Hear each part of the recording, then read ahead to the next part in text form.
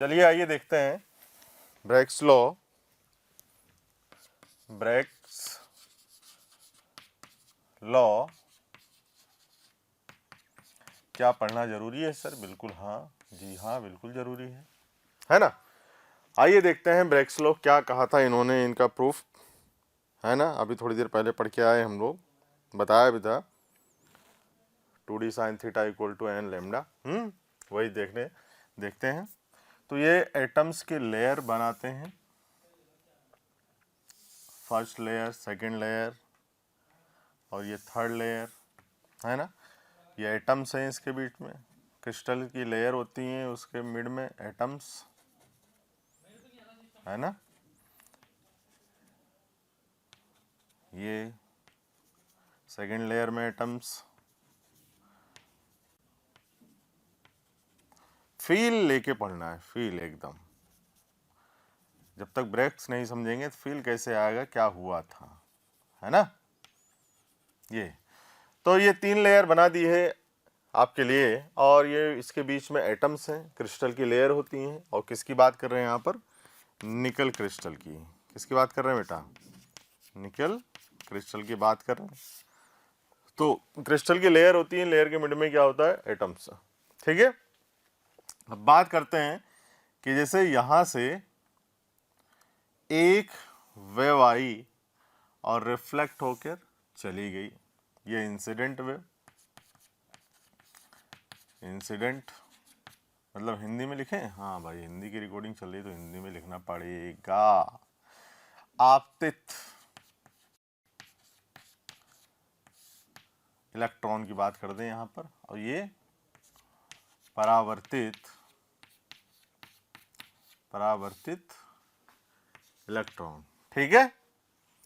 तो ये आपतित वेव और ये आपतित तरंग और ये परावर्तित तरंग। अब हम लोग क्या बना लें? अब ये देखो, आपतित इलेक्ट्रॉन, इंसिडेंट वेव और रिफ्लेक्टेड वेव में कितना डिग्री एंगल होता था? देखें यहाँ पर, तो ये ऐसे करके वेव आती थी, निकल क्रिस्टल से ऐसे टकराई और ऐसे करके परावर्तित होकर ऐसे आ गई थी। ठीक है। तो इसके बीच में कितना डिग्री एंगल रहा था अपना? 5। ठीक है।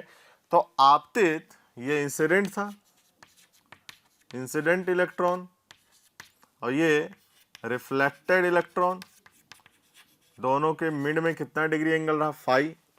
तो अगर यहां से एक परपेंडिकुलर बाइसेक्टर ड्रॉ करें तो ये कितना डिग्री एंगल हो जाएगा भाई? टोटल है 5, तो ये कितना? 5/2, और ये कितना हो जाएगा आपका? ऑल्सो 5/2, है ना। ठीक है। और दो क्रिस्टल की लेयर के मिड की डिस्टेंस, तो हमने बोला था कि distance between atomic layer is equals to d. तो डी क्या है यहां पर?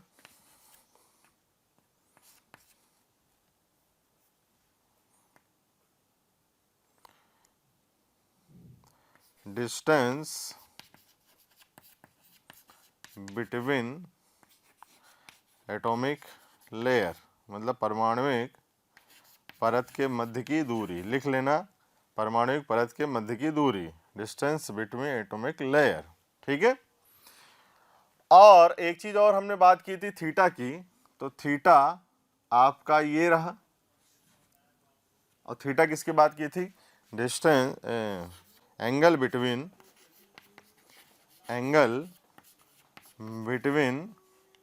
एटॉमिक लेयर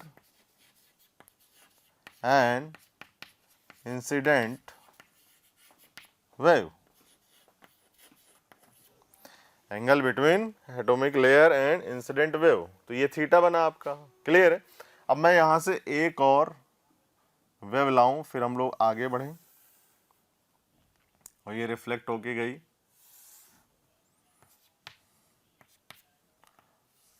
ठीक है। अब ध्यान देने वाली बात यह है, ध्यान देने वाली बात अब आ रही है, ये अब ध्यान दीजिएगा कि देखें क्या ये वाली जितना वेव चली है ये आपतित हुई फिर परावर्तित हो गई, जितना ये चली है क्या उतना ही ये भी चली है?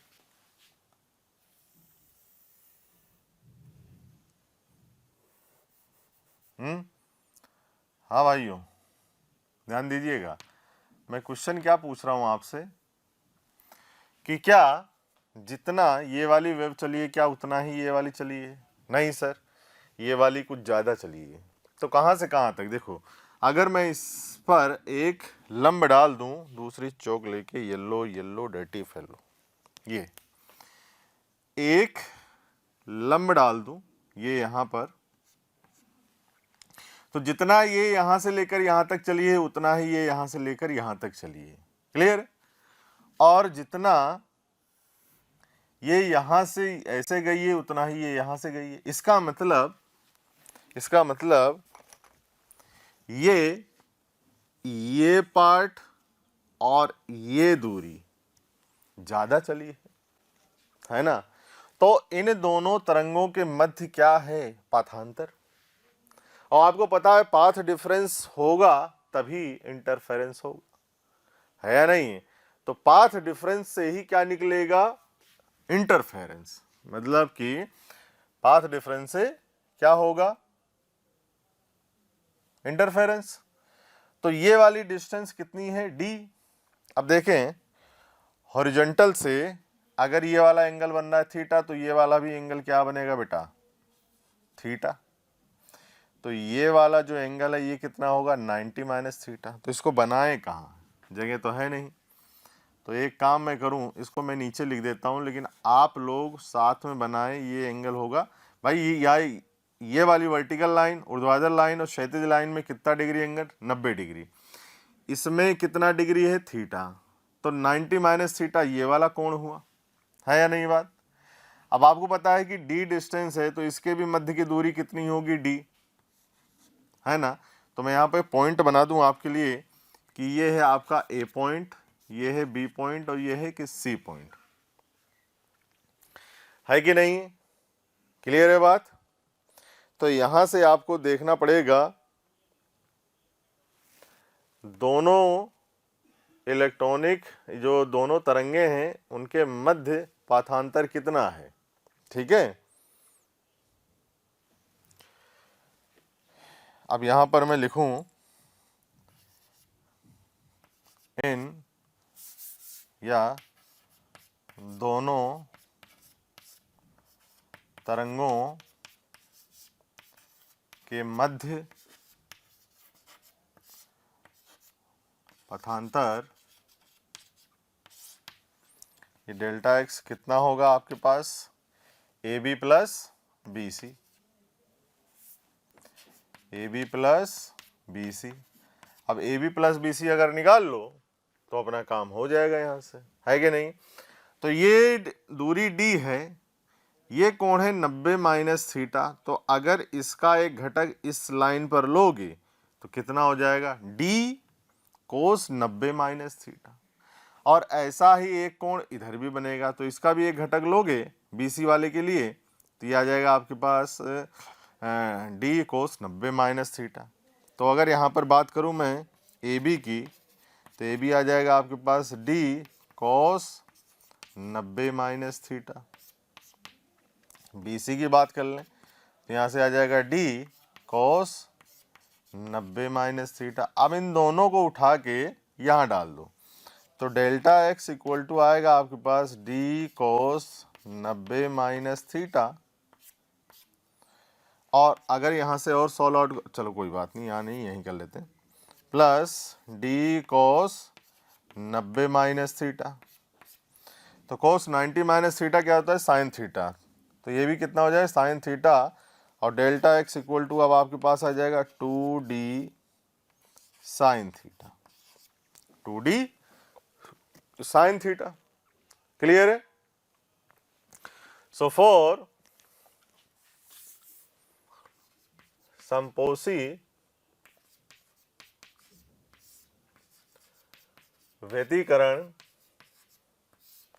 के लिए हम लोग बात कर रहे हैं, संपोषी व्यतिकरण के लिए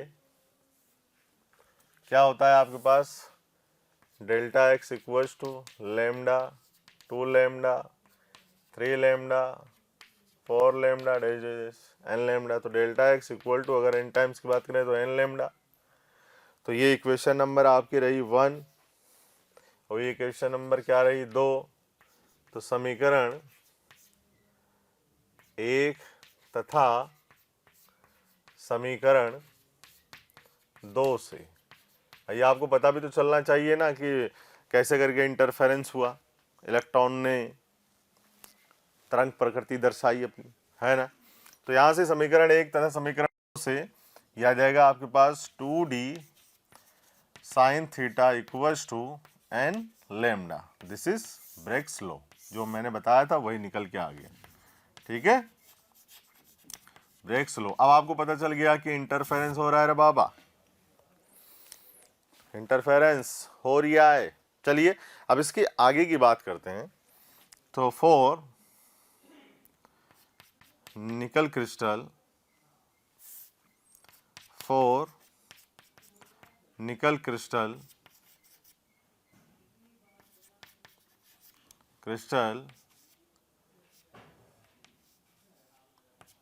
डी कितनी होती है आपके पास 0.91 एंगस्ट्रॉम, है ना।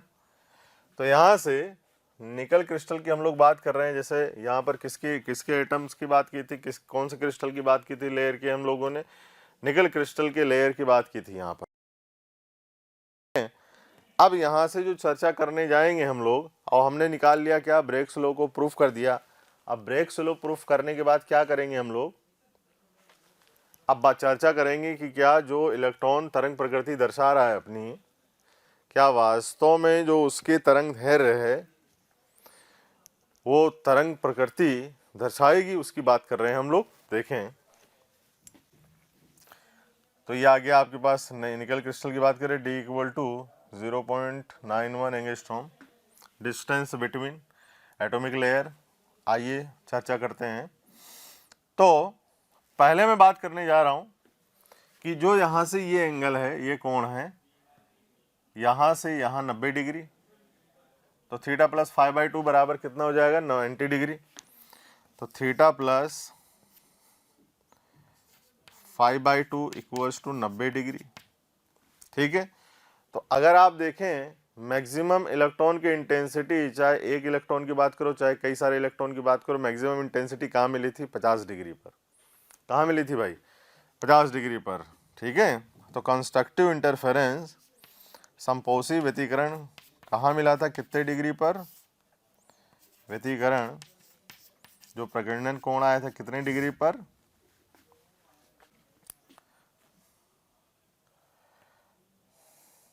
तो फाई इक्वल टू 50 डिग्री। अब इसकी वैल्यू उठा के यहाँ पे डाल दें तो थीटा यह आ जाएगा 50/2 बराबर 90। तो थीटा बराबर आ जाएगा 90 माइनस 25 आएगा, 25 उधर लेके जाओ, तो यह आ जाएगा थीटा इक्वल टू 65 डिग्री। तो थीटा बराबर कितना, 65 डिग्री पर इंटरफेरेंस मिल रहा है आपको। ठीक है, क्या मिल रहा है, कहाँ डालें, यहाँ पर। तो यहां से देखें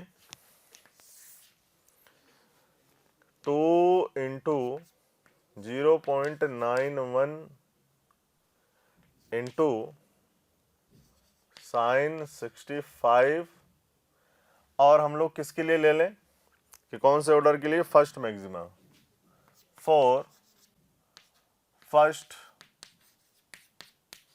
मैक्सिमा। तो ये क्या आ जाएगा आपका n बराबर 1। तो यहाँ से ले लें 1 इंटू लेमडा। तो लेमडा अगर सोल्व आउट करोगे तो यहाँ से आ जाएगा लेमडा इक्वल्स टू 1.65 एंगस्ट्रॉम। तो ये किस प्रकृति की तरंग दैर्घ्य, तरंग, ठीक है, जो इलेक्ट्रॉन दिखा रहा है तरंग प्रकृति, वो इसके कारण। ठीक है, तो ये आ गया आपके पास तरंग दैर्घ्य इसकी। क्लियर है।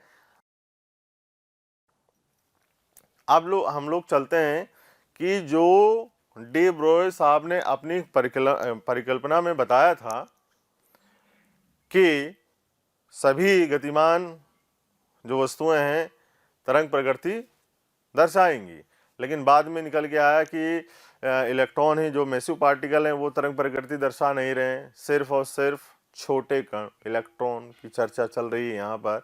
तो इलेक्ट्रॉन की बात करते हैं। क्या अगर हम लोग इलेक्ट्रॉन की चर्चा करें और डी ब्रोई साहब के नियम से, जो सूत्र से अगर निकाल लें, अगर ये वेवलेंथ आ जाती है तो हम लोग बोलेंगे भैया कि जितने भी जो परिकल्पना डी ब्रोई साहब ने दर्शाई थी बिल्कुल सही है, करेक्ट है। और वही चीज किन्होंने बताया? डेविसन जर्मर साहब ने। इन्होंने दिखा दिया लैम्डा इक्वल टू 1.65 एंगस्ट्रॉम आया। इन्होंने दर्शा दिया कि भैया जो इलेक्ट्रॉन है वो तरंग प्रकृति रखता है अपने पास। ठीक है, आप देखिए जो वेवलेंथ आई है यहां से। क्लियर? अब चलिए जो डी ब्रोई साहब की हाइपोथेसिस थी उससे भी प्रूफ कर लेते हैं। तो दे ब्रागली। प्यारे बच्चों, बहुत बहुत शुक्रिया दिल से आप सभी लोगों का, जो आप लोगों का इतना प्यार मिला, आप लोगों के इतने व्यूज़, इतने सारे लाइक्स, इतने सारे कमेंट्स मिले। मैं ये आपको बताना चाहता हूँ कि जो डिस्क्रिप्शन में लिंक दिया है, प्लीज़ वहाँ जा कर के अपना एनरोलमेंट ज़रूर सुनिश्चित करें। और प्यारे बच्चों, इसके अलावा यदि आप डाउट्स का बेनिफिट उठाना चाहते हैं, आप स्टडी मटेरियल का बेनिफिट उठाना चाहते हैं, तो मोशन के प्रीमियम कोर्स को ज्वाइन करें। ये कहीं ना कहीं आपके लिए बहुत बेनिफिशियल होने वाला है।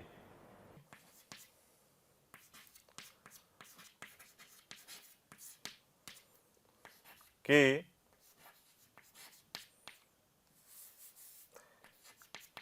दे ब्रागली परिकल्पना, तो उन्होंने क्या बताया था? Lambda equals to H upon p equals to H upon m v. ठीक है, और H upon root 2m k। और क्या बता दिया था इन्होंने? तो लैम्डा इक्वल टू आपके पास सूत्र आ गया था अंडर रूट 150 बटे वी इक्वल्स टू 12.27 बटे वी रूट वी। ठीक है, तो जो कंस्ट्रक्टिव इंटरफेरेंस हमें मिला वो कितने पे मिला? V इक्वल टू 54 वोल्ट पर। V इक्वल टू 54 वोल्ट पे। अब इसकी वैल्यू उठा के यहाँ रखोगे तो lambda equals to 12.27 divide by 54, तो ये लगभग नियरेस्ट आ रहा है 1.67 एंगस्ट्रॉम। और तो ये वेवलेंथ जो है वो किसके नियर अबाउट है? डेविसन जर्मर जो उन्होंने वेवलेंथ निकाली है उसके। तो हम लोग कह सकते हैं कि जो दे ब्रागली ने अपनी परिकल्पना बताई थी बिना किसी एक्सपेरिमेंट के, बिना किसी प्रूफ के, वो बिल्कुल करेक्ट बैठ रही है, बिल्कुल करेक्ट बैठ रही है। ठीक है, तो मतलब अब देखिए क्या सोचा उन्होंने। ना कोई सिद्धांत, ना कोई प्रूफ, ना कोई एक्सपेरिमेंट, उन्होंने सिर्फ एक लाइन लिखी और वही आगे जाके डेविसन जर्मर साहब ने सिद्ध किया।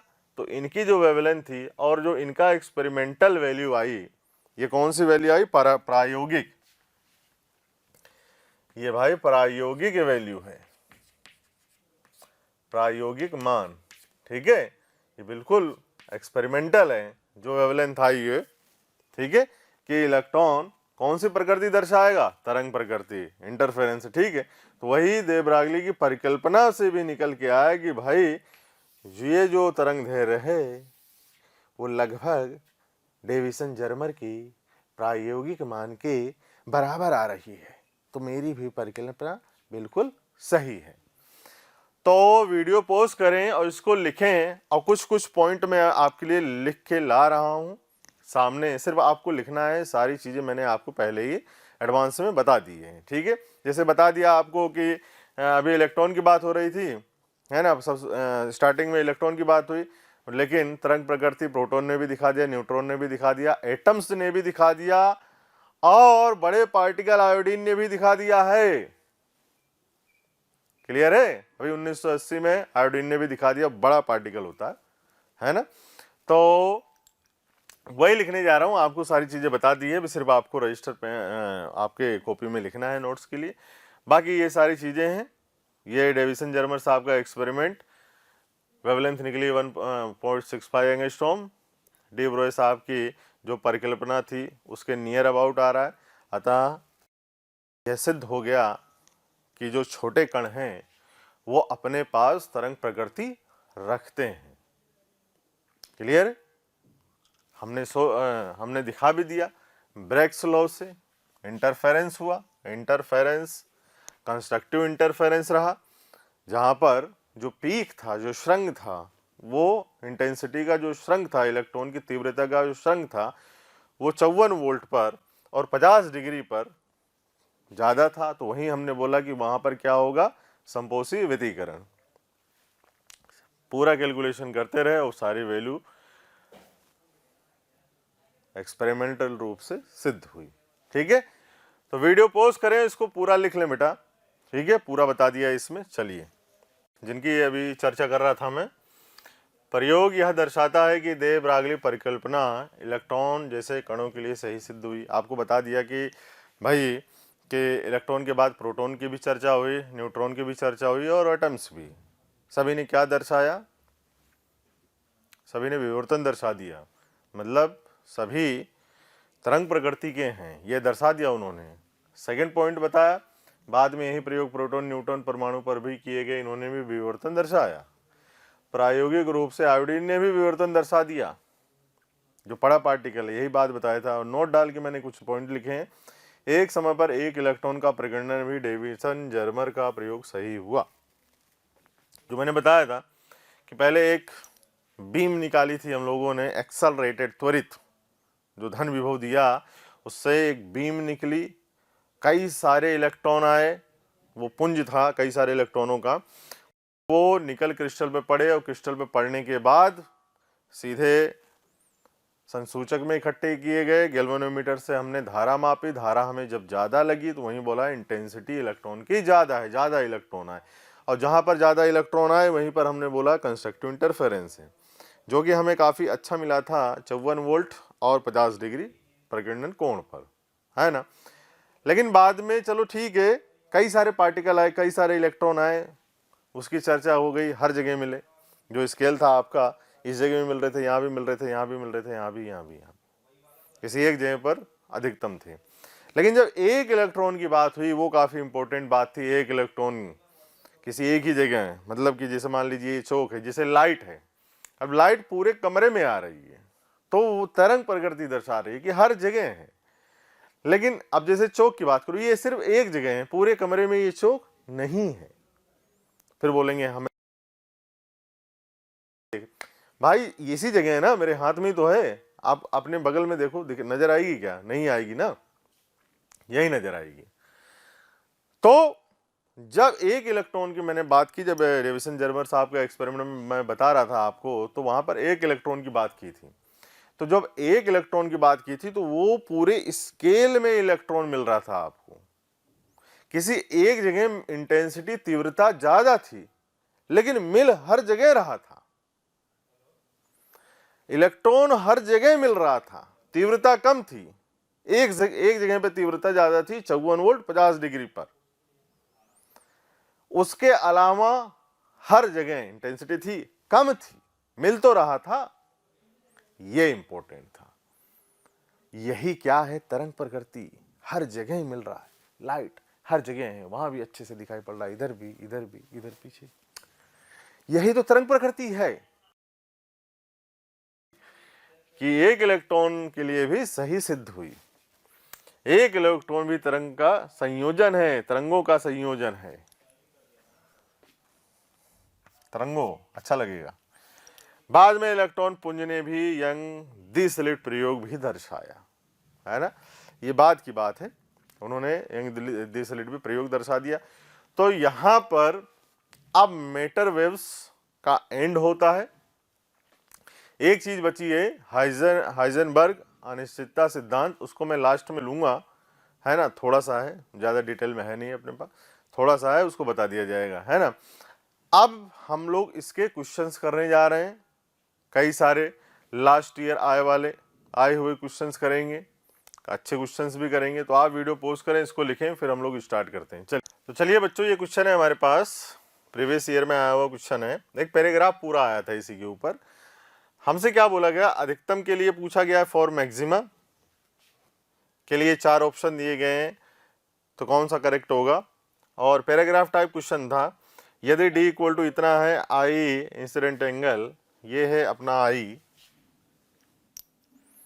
इंसिडेंट एंगल, ये दे रखा है आई, ठीक है। आई इक्वल टू 30 डिग्री, तब त्वरित विभव क्या होगा। ऑप्शन है 500, 1000 वोल्ट, 2000 वोल्ट, 50 वोल्ट। तो ये क्वेश्चन है पैराग्राफ टाइप, काफ़ी अच्छा पूछ लिया था इसी पे ही, ब्रेक्स लॉ पे ही। अब आप पूछ रहे थे कि सर क्या करें, पढ़ें कि ना पढ़ें। भाई पढ़ना चाहिए, क्वेश्चन ही पूछ ले, देख ही नहीं है ना सीधा, है ना। तो सारी चीज़ें जितना भी आता है, जितने भी क्वेश्चन आ सकते हैं, हम लोगों ने सब पर चर्चा कर ली डिटेल में, एकदम एक एक पॉइंट की चर्चा की है। टाइम भी थोड़ा सा ज़्यादा लगा है, लगभग 15-20 मिनट, आधा घंटा, लेकिन चर्चा तो पूरी हुई ना। अब क्वेश्चन कहीं से भी पूछ ले, ये हमको पता है आराम से, है ना। तो ये देखिए, ये क्वेश्चन आया था अधिकतम के लिए, ये वीडियो पोस्ट करें, अटेम्प्ट करें फटाफट, फिर साथ मिलके करते हैं। अब स्टार्ट कर रहा हूं मैं यहाँ पर। तो अधिकतम की बात की थी यहाँ पर, 2d sin i equal to n lambda. तो दिस इज, आपको दिख ही रहा होगा कि यही करेक्ट आंसर है कि नहीं है। लेकिन आपका सोचना ना यहाँ पर बिल्कुल गलत है, ये करेक्ट नहीं है। वहां पर किसकी बात की थी, इस वाले कोण की बात की थी, ये था अरे बाबा थीटा, ये क्या है थीटा, इसी थीटा की यहाँ पर बात हुई थी, आई इसकी नहीं, ये तो 5/2 था ना। तो अगर यहां से देखोगे theta plus I equal to 90 degree, theta plus I equal to 90 degree, so theta equal to 90 minus I, है ना। अब क्या लिखें यहाँ पर, तो अब लिखिए आप जो फॉर्मूला था 2d sine 90 minus i equals to n lambda, तो क्या आ जाएगा यहाँ से 2d cos i equals to n lambda.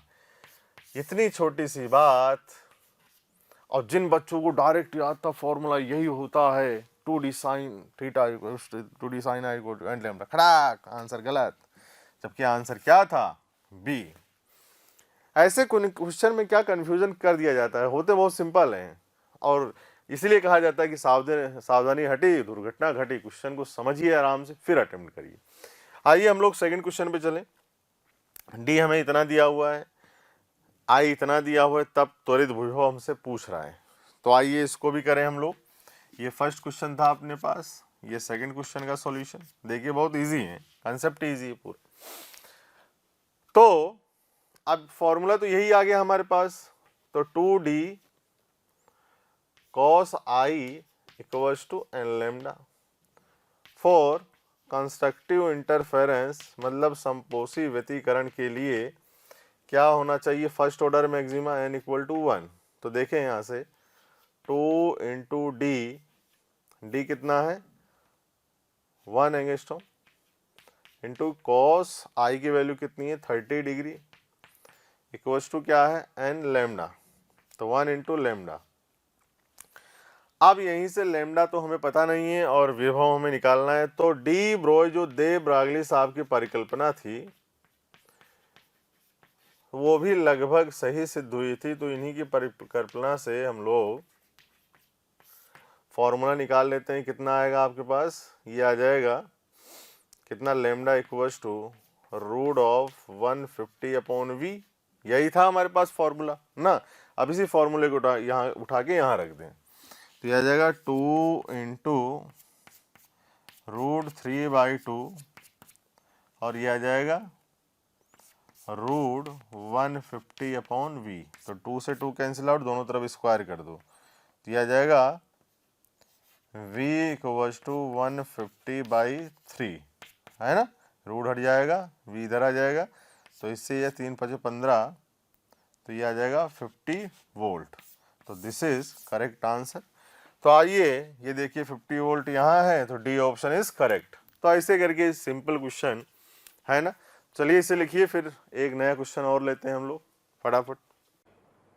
हसरतें दिल में दबाने से क्या होगा, सिर्फ एक बार होठ हिलाकर तो देखो, और सिमट आएगा आसमां आगोश में तुम्हारे, चाहत की बाहें फैलाकर तो देखो। और निगाहों से निगाहें मिला कर तो देखो, नए लोगों से रिश्ता बना कर तो देखो। हालांकि प्यारे बच्चों, अब हम आप नए नहीं हैं, बहुत दिनों से आपका हमारा कांटेक्ट हो चुका है। मेरा आपसे यही कहना है कि प्लीज़ सब्सक्राइब करें और जो हमारा बेल आइकन है प्यारे बच्चों उसको हिट करें, क्योंकि कहीं ना कहीं जो रिक्वेस्ट आप लोगों के हमें मिलती हैं कमेंट्स के माध्यम से, उसमें हम ये चाहते हैं कि जो भी आपकी रिक्वेस्ट आ रही है उनको अपडेट करें। जो टॉपिक आपके छूट गए हैं वो टॉपिक आपको कहीं ना कहीं जरूर दें। तो वो टॉपिक आपको प्रोवाइड करने के लिए आपको इंफॉर्मेशन कैसे कहीं ना कहीं मिले, तो आपको किसी से पूछने की जरूरत नहीं है, just to subscribe the channel. Okay, subscribe करें और बेल आइकन को हिट करें। Thank you. चलिए एक और क्वेश्चन है हमारे पास, देखिए एक और क्वेश्चन। यदि एक इलेक्ट्रॉन पुंज की दे ब्रागली तरंग दैर्घ्य इतनी है तो पुंज को पूर्णतया रोकने के लिए आवश्यक मंदक विभव डी एक्सेलरेटिंग वोल्टेज कितना होना चाहिए उस बीम को रोकने के लिए। तो विभव निकालना है, मंदक विभव। 4 ऑप्शन आपके पास हैं, 6.05 वोल्ट, 10 वोल्ट, 23 वोल्ट और कोई नहीं। ये जहां कोई नहीं आ जाता है ना, वहां आंसर हिल जाता है। ठीक है, तो वीडियो पॉज करें और करने की कोशिश करें, फिर साथ मिलके करते हैं जल्दी से, स्पीड से। चलिए देखिए, आइए सॉल्व करने जाते हैं इधर। तो फर्स्ट ऑफ पोटेंशियल निकालना है, तरंग दैर्घ्य दी हुई है। आइए, तो लैम्डा इक्वल टू क्या होता है आपके पास, h अपॉन पी। तो P इक्वल टू कितना हो जाएगा आपके पास, h बाई लैम्डा। तो h कितना, 6.626 इंटू 10 की घात माइनस 34। हमारे पास लैम्डा दिया हुआ है कितना है, 5 इंटू 10 की घात माइनस 10। ठीक है, ये आ गया हमारे पास। तो अब यहाँ से देखें, इससे ये चला जाएगा माइनस के 24, ये माइनस का 24 आया और बचेगा कितना, ये आ जाएगा 1.32 इंटू 10 की घात माइनस 24। ठीक है, तो मोमेंटम आ गया हमारे पास। अब क्या किया जाए, फॉर्मूला अप्लाई करते हैं एनर्जी का, p square by 2m equals to q into v. Photo electric effect में भी पढ़ के आए हम लोग। ठीक है, तो देखें यहाँ से, तो v इक्वल टू कितना हो जाएगा आपके पास, पी स्क्वायर 2m/क्यू। ठीक है, तो आइए सॉल्व करते हैं। 1.32 इंटू 10 की घात माइनस 24 का whole square divide by 2 into mass of electron 9 into 10 की घात माइनस 31 इंटू 1.6 इंटू 10 की घात माइनस 19। ये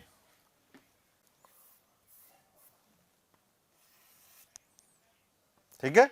अब इसको सॉल्व जब करेंगे हम लोग तो क्या आ जाएगा, यहां से देखें, v equals to 1.32 into 1.32 into 10 की घात minus 48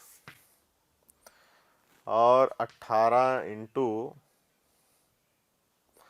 minus 31 minus 19 minus 31 50 into 1.6 into 10 की घात माइनस 50। इससे ये खत्म, माइनस के 2। चलिए, तो ये आ जाएगा v इक्वल्स टू, अगर आप इसको सॉल्व आउट करें तो यहां से आ जाएगा नियर अबाउट 6 पॉइंट, लगभग जाएगा 6.0 वोल्ट। ठीक है, पॉइंट वगैरह सब कैंसिल आउट करेंगे तो आंसर यही आएगा। ठीक है, तो क्या आ जाएगा यहाँ से, option number is correct answer. चलिए जल्दी से करें, फिर नेक्स्ट क्वेश्चन लें। हाइजेनबर्ग का अनिश्चितता सिद्धांत। हाइजेनबर्ग ने भी 1927 में एक अनिश्चितता सिद्धांत दिया। उन्होंने कहा कि किसी कण का संवेग और उसकी स्थिति का मापन एक साथ एक ही समय पर नहीं हो सकता है। अब आप बात करेंगे कि ये ऐसे कैसे हो गया है। तो चलिए पहले स्टेटमेंट लिखा जाए, फिर डिटेल में चर्चा करते हैं, है ना। देखिए आइए, तो हाइजेनबर्ग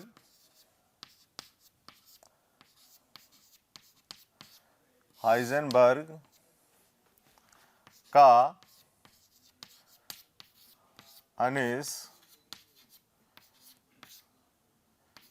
अनिश्चितता सिद्धांत, इस सिद्धांत में उन्होंने कुछ महत्वपूर्ण बातें की है।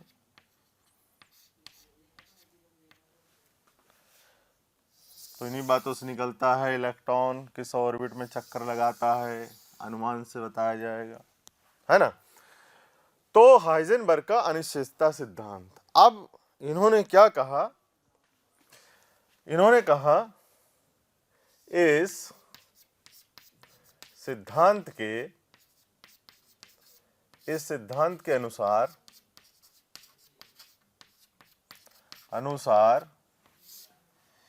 किसी भी क्षण मतलब समय, किसी भी क्षण समय किसी कण का संवेग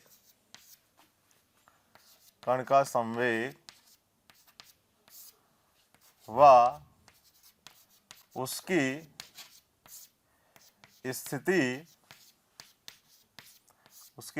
का मापन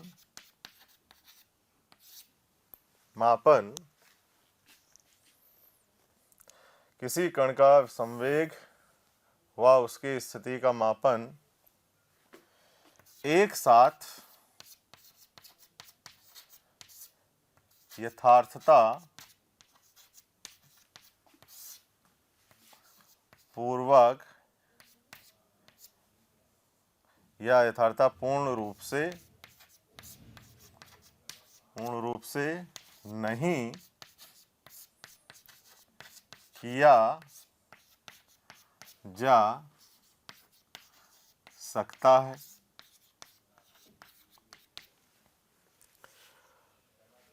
तो इन्होंने बताया कि भैया इस सिद्धांत के अनुसार किसी भी कण का संवेग व उसकी स्थिति का मापन एक साथ नहीं किया जा सकता है। आप बिल्कुल एग्जैक्ट और एक्यूरेट और एक ही समय पर आप नहीं बता सकते। आप यदि बताएंगे तो उसमें कुछ ना कुछ त्रुटि जरूर होगी। अब ऐसा क्यों, मतलब हर चीज के पीछे एक क्यों जरूर छुपा होता है, ऐसा क्यों, और क्यों का कोई जवाब नहीं होता, लेकिन फिर भी मैं बताता हूं आपको ऐसा क्यों।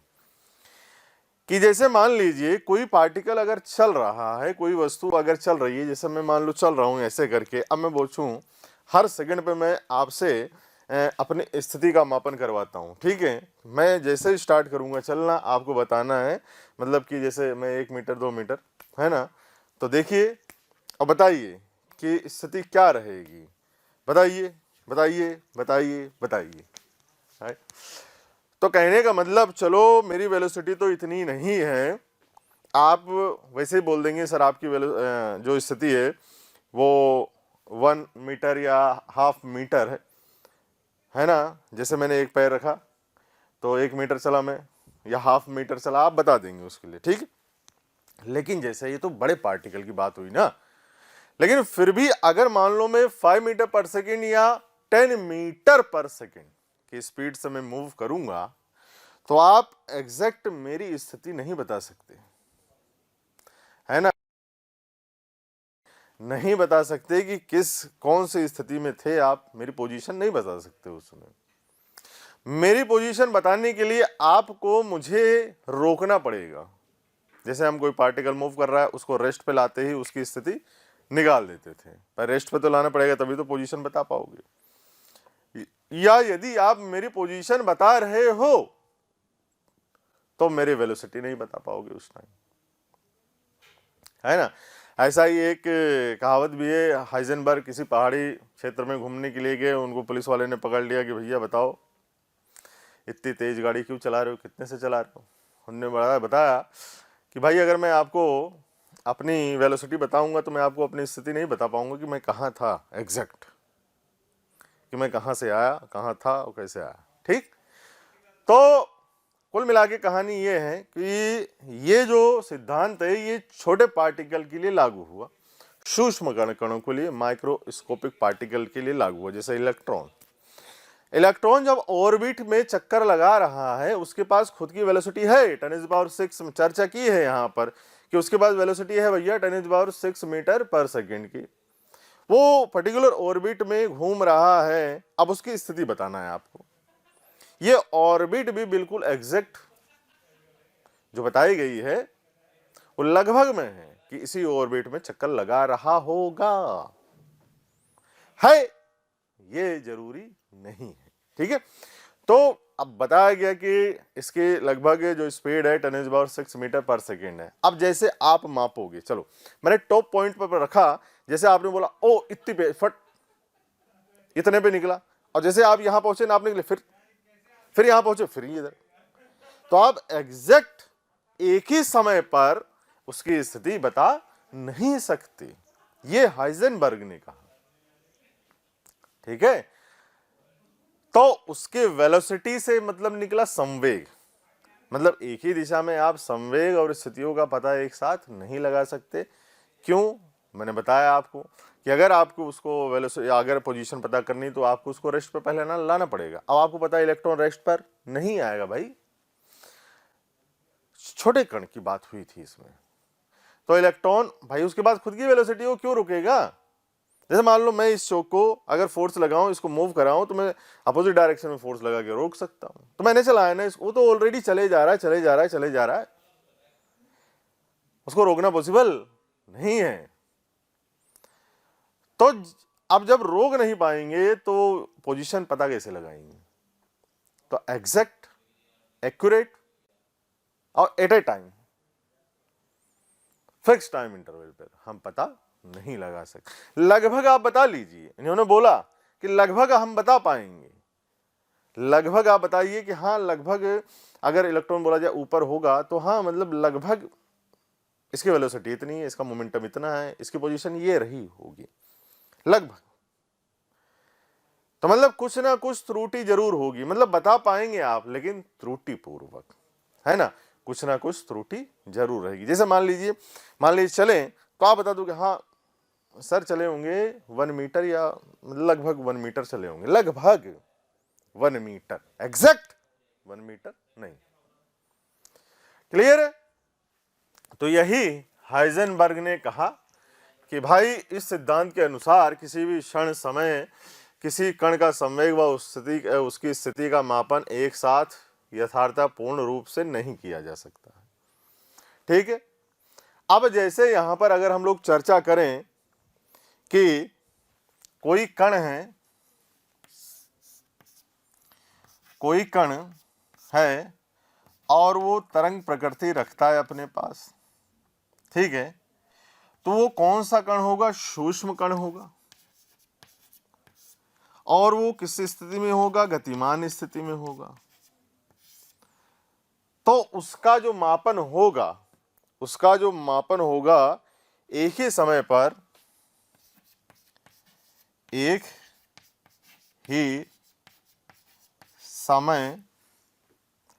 ही समय और पूर्ण रूप से एक्यूरेट, पूर्ण रूप से उसकी स्थिति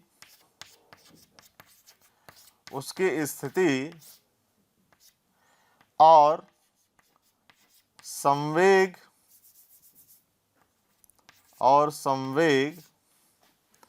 का जो मापन होगा नहीं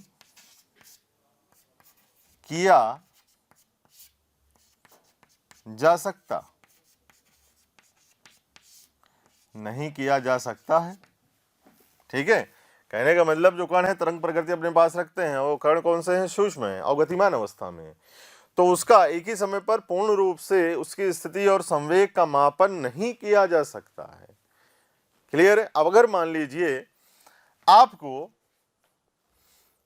किसी कण की वेलोसिटी पता है, बिल्कुल एक्यूरेट पता है, ठीक है। और जैसे मान लीजिए एक बात की जाए कि किसी पार्टिकल का मास है और इसका मास आपको पूर्ण रूप से पता है, जिस वेलोसिटी से ये ट्रेवल कर रहा है वो भी आपको अच्छी तरह से पता है, तो आपको उसका मोमेंटम भी पता होगा, बिल्कुल करेक्ट। लेकिन फिर आपसे बोला जाए कि उसकी स्थिति बताइए तो आप बता नहीं पाएंगे। वैसे ही अगर दूसरी चीज मान ली जाए कि भाई अगर आपको उसकी पोजीशन पता है x, तो आप मोमेंटम नहीं बता पाएंगे, संवेग का निर्धारण नहीं कर पाएंगे उसी पर्टिकुलर टाइम इंटरवल पर। क्लियर है?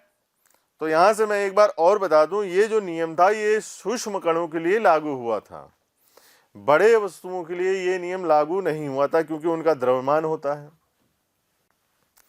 बड़ा द्रव्यमान होता है। तो ये जो नियम था ये बिल्कुल सूक्ष्म कण जैसे इलेक्ट्रॉन हो गया उस पर लागू हुआ, है ना। तो इलेक्ट्रॉन किसी, जैसे आपको पता है नाभिक के चारों ओर किसी कक्षा में चक्कर लगाता रहता है, ठीक है। अब वो चक्कर लगा रहा है, उसकी स्थिति का मापन और उसका संवेग या वेलोसिटी हम लोग एक ही समय पर एक ही क्षण पर पता नहीं लगा सकते हैं। कारण मैंने आपको बता दिया क्यों नहीं पता लगा सकते हैं। क्लियर है? तो आप इसको वीडियो पोस्ट करके पूरा लिखें, फिर मैं थोड़ा सा और डिटेल में चलता हूँ इसके साथ ही।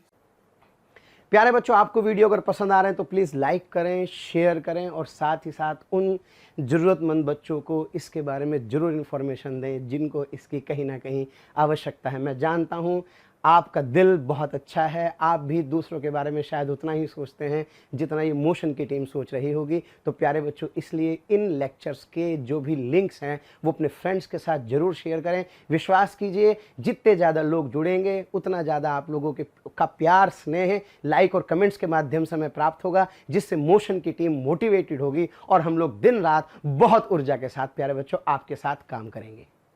कि क्या क्या उन्होंने सार्थक कुछ पॉइंट भी बताए इसके लिए कि स्थिर कणों के लिए लागू नहीं होता है, सूक्ष्म कणों के लिए लागू होता है, उसका प्रक्षेप पथ कैसा होगा, क्या होगा, है ना।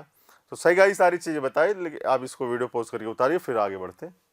देखिए, तो थोड़ा आगे चलते हैं। संवेग, इन्होंने बोला संवेग में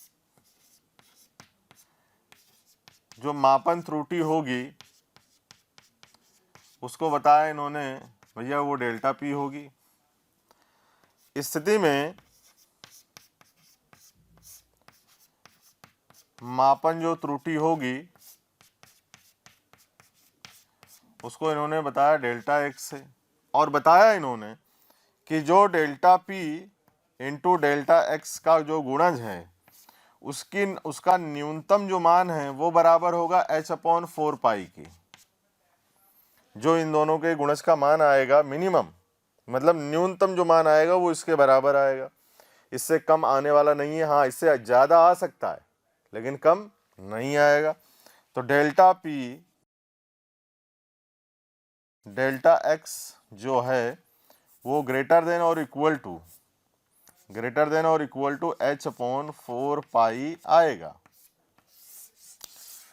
ये इन्होंने ये स्टेटमेंट में बताया और लगाया कि जो इन दोनों का स्थिति और संवेग का जो गुणज है वो h/4 पाई के, अब इस आपको पता है प्लांक नियतांक है ना, तो जिसका गुणज है वो इसके बराबर आएगा या ज़्यादा आएगा।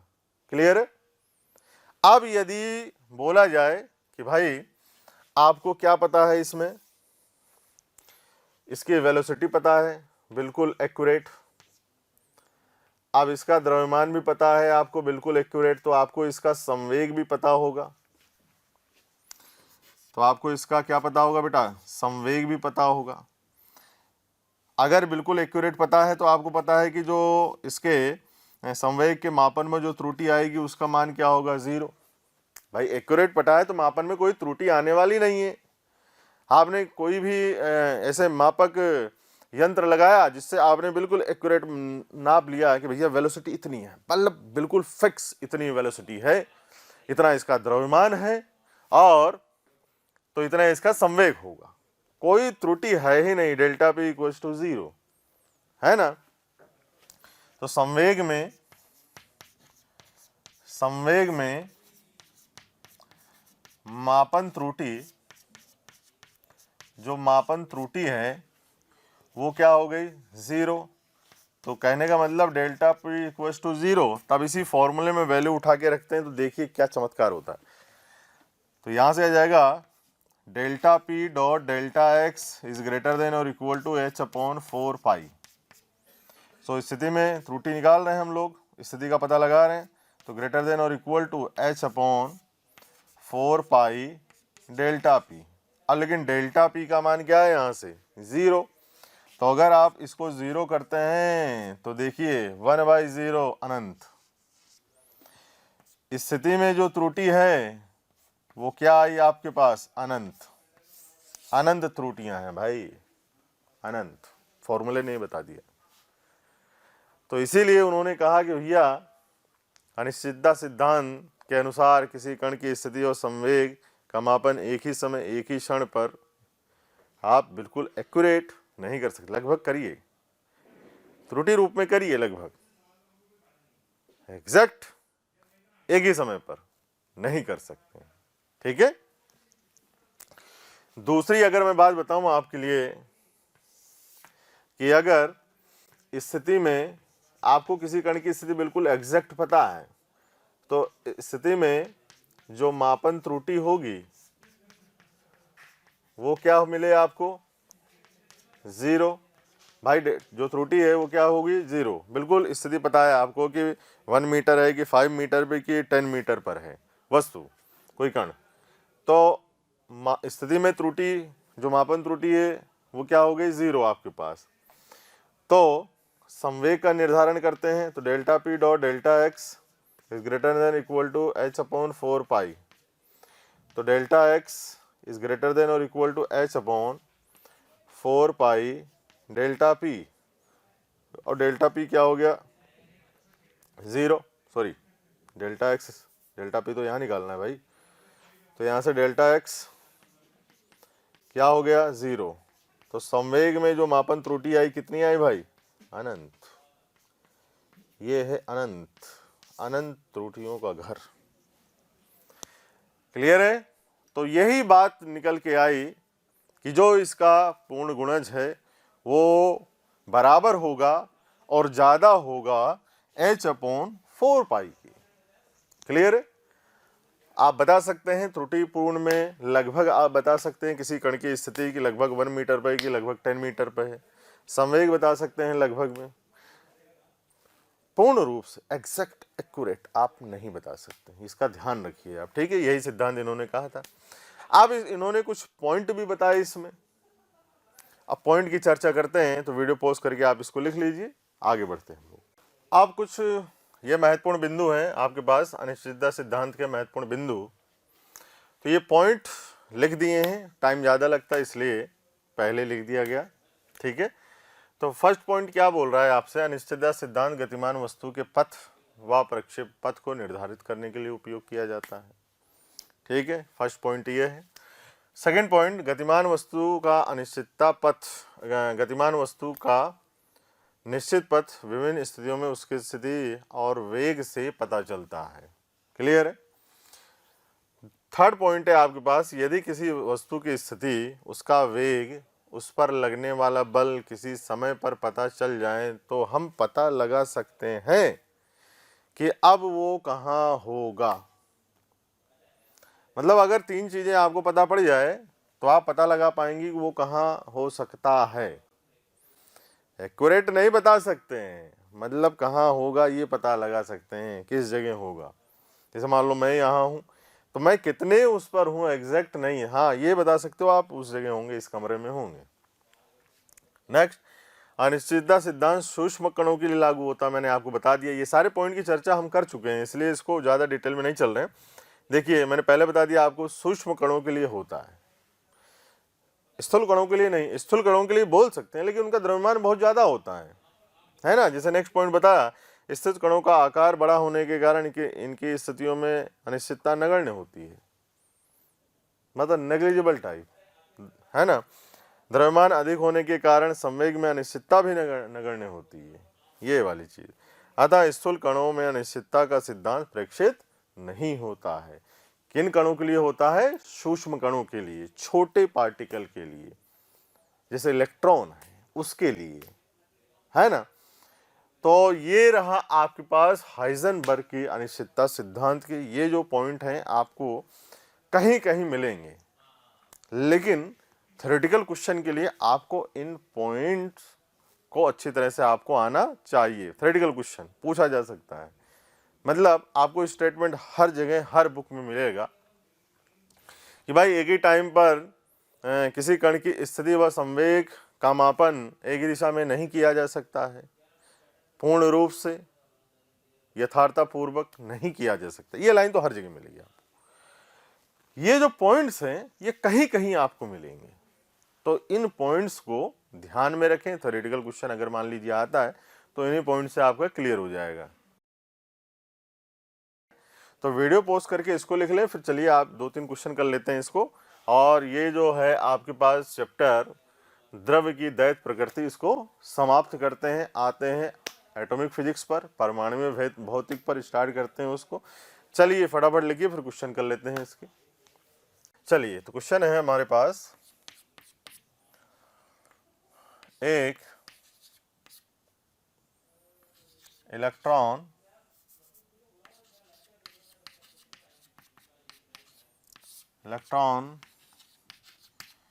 की स्थिति में त्रुटि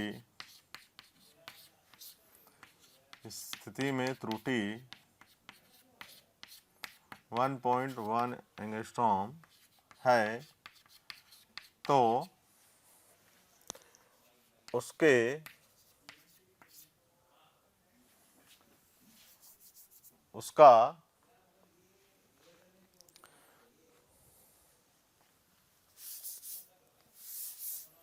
उसका नई चौक की जरूरत पड़ी, उसके संवेग में मापन त्रुटि ज्ञात कीजिए।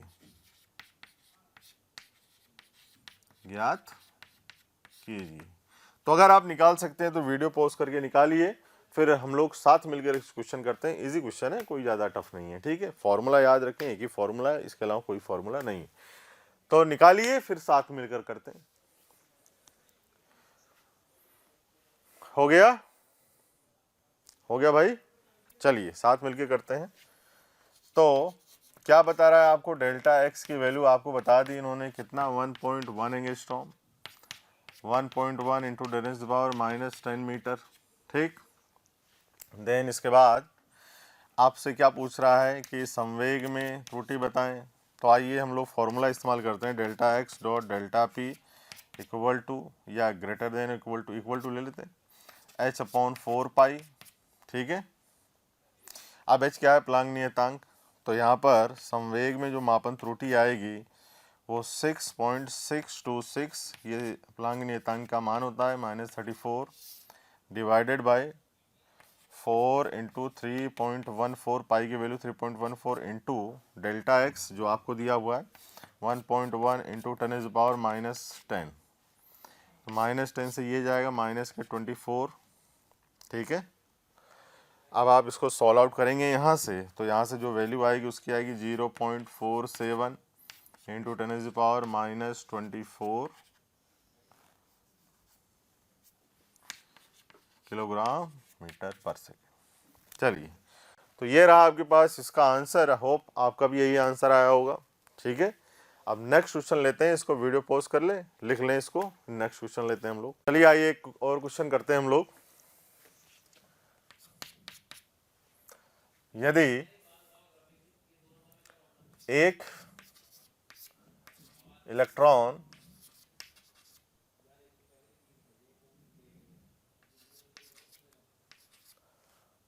अच्छा, ये तो यही वाला क्वेश्चन था। किसी एक और दूसरा ले लेते हैं, किसी कण के संवेग व स्थिति स्थिति में मापन त्रुटि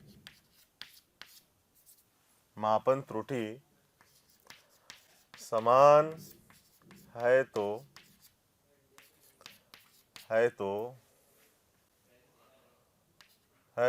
संवेग में त्रुटि बताएं या ज्ञात करें। संवेग में त्रुटि ज्ञात करो। तो चलिए वीडियो पॉज कीजिए, क्वेश्चन अटेम्प्ट करिए, फिर साथ मिलके करते हैं हम लोग। चलिए, अब क्या बोल रहा है यहाँ से, स्थिति और संवेग में जो मापन त्रुटि है वो क्या है, समान। तो संवेग में बताना है हमें, तो यूज करते हैं फॉर्मूला यही, delta x dot delta p is greater than equal to H upon 4 pi. तो ये दोनों त्रुटियां तो क्या है, समान। तो delta P dot delta P greater than equal to H upon 4 pi. तो यहाँ से आ जाएगा डेल्टा पी का whole square is greater than equal to H upon 4 pi. तो delta p root of h upon 4 pi, this is required answer. आपका भी यही आया होगा। क्लियर। तो वीडियो पॉज करें, लिखें इसको अपने पेपर पे नोट्स में, फिर हम लोग एक और क्वेश्चन लेते हैं। बढ़िया, चलिए बच्चों, ये क्वेश्चन है आपके पास। अब क्या बोल रहा है, एक बॉल का द्रव्यमान 40 ग्राम है, वह चाल 45 मीटर पर सेकंड दे रखी है। चाल भी आपको ज्ञात है, द्रव्यमान भी ज्ञात है आपको। यदि चाल को 2% की पूर्णता के साथ मापा जा सकता हो तो स्थिति में अनिश्चितता होगी। मतलब कुल मिला के कहानी स्थिति में अनिश्चितता पूछ रहा है, डेल्टा एक्स, और प्लांक नियतांक का मान आपको दे रखा है ना। तो आपको वैल्यू निकालनी है डेल्टा एक्स। तो वीडियो पॉज करें और इस क्वेश्चन को अटेम्प्ट करें, फिर साथ मिलकर सॉल्व करते हैं। चलिए, तो आपको पता है मास कितना है, 40 ग्राम। आप इसको किस में कन्वर्ट कर सकते हो, किलोग्राम में। ठीक है, तो ये हो जाएगा इसका मान 40 इंटू 10⁻³ किलोग्राम। ठीक है, ऐसा यूनिट में बदल लें। वेलोसिटी आपको दी हुई है, चाल है 45 मीटर पर सेकेंड, ये है। अब इसमें क्या दे रखा है, चाल को 2% की पूर्णता के साथ मापा जा सकता हो। तो हम लोग यहाँ से क्या निकाल सकते हैं, डेल्टा वी, है ना। तो डेल्टा वी क्या आ जाएगा हमारे पास, delta V equals to 45 into 2%, तो 2/100। यहाँ से गया 5 टाइम्स और ये 10 टाइम्स, ये 9, तो यहाँ से आ गया 0.9 मीटर पर सेकेंड। चलिए, यह आएगा आपके पास delta x dot delta P greater than equal to H upon 4 pi, है ना। तो यहाँ से डेल्टा एक्स आपको कैलकुलेट करना है। Delta x equals to greater than equal to H upon 4 pi m delta v. तो यहाँ से मैं बता दूं, जो एम डेल्टा वी है, डेल्टा वी ये क्या है, मोमेंटम, संवेग, ये। ठीक। अब इसकी जगह हमें क्या वैल्यू पुट करनी है, और हमारे पास आंसर आ जाएगा is greater than equal to h दिया हुआ है 6.626 into 10⁻³ divide by 4 into 3.14 into mass, ये रहा 40 इंटू 10⁻³ इंटू 0.9।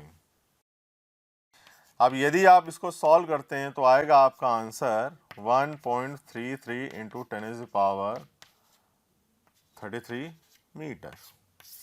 ये आपका आंसर है, सॉरी 1.46 लगभग ये आंसर आएगा आपका। क्लियर है। तो होप आपका भी आंसर यही आया होगा। चलिए इसको लिख लीजिए नोटबुक में, फिर एक और क्वेश्चन ले लें हम लोग। तो ये क्वेश्चन है, सॉल्व कीजिए, कमेंट कीजिए, ठीक है।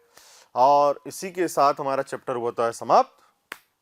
ड्यूअल नेचर ऑफ मैटर, द्रव्य की दैत प्रकृति। अब हम लोग स्टार्ट करेंगे अभी एटॉमिक फिजिक्स, परमाणु भौतिक। काफ़ी सारी कहानियां हैं। जे थॉमसन सर का मॉडल आएगा, उसको गलत बताएंगे रदरफोर्ड साहब, उनके 2 स्टूडेंट एक्सपेरिमेंट करेंगे, बोर का एटॉमिक मॉडल आया, कई सारी बातें करेंगे, ऑर्बिट की ये त्रिज्या, ये वेलोसिटी, ये एनर्जी, काफ़ी सारी बातें होंगी इसमें, है ना। तो स्टार्ट करते हैं एटॉमिक फिजिक्स। फटाफट से लिखिए, क्वेश्चन अटेम्प्ट कर लीजिए, इतनी जल्दीबाजी नहीं, पहले इसको अटेम्प्ट कीजिए, कमेंट कीजिए, उसके बाद हम लोग चैप्टर स्टार्ट करते हैं। चलिए फटाफट। प्यारे बच्चों, अगर आपको लेक्चर पसंद आ रहे हैं और मैं आपसे कहता हूं कि आपको लग रहा है कि ये टॉपिक भी सर से ही पढ़ना है और आप उसके लिए कोई आपकी क्यूरी है या कोई भी आपके किसी भी तरह का प्रॉब्लम है, तो आप इस टोल फ्री नंबर पर संपर्क कर सकते हैं। टोल फ्री नंबर है 18002121 799 18002121 1821 799 18002121 799।